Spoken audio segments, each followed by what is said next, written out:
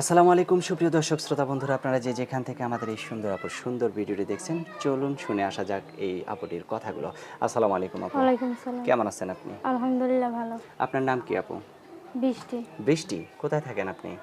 আমি নবনগর থাকি। নবীনগর। হুম। আচ্ছা। আপনার কে কে থাকে আপনার সাথে? আমার মায়ে থাকে আর আমার ছোট বোনে থাকে। মা আর ছোট বোন। হ্যাঁ। আপনার বাবা বাবা বিয়া করে চলে গেছে চলে গেছে? আমাদের ফেলে দিয়ে। আর দেখশন করে না? না, খোঁজ খবরও যোগাযোগ নেয় না? করে না। তো এখন এই যে ক্যামেরার সামনে আসছেন কেন?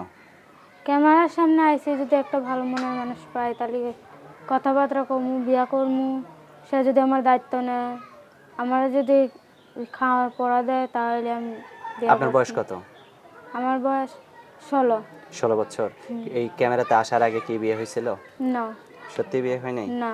আচ্ছা, তো এখন যে মানুষটা খাওয়া পড়া দেবে সেই মানুষটা যদি বয়স্ক হয় তার সাথে বিয়ে বসার কি কোনো সমস্যা আছে?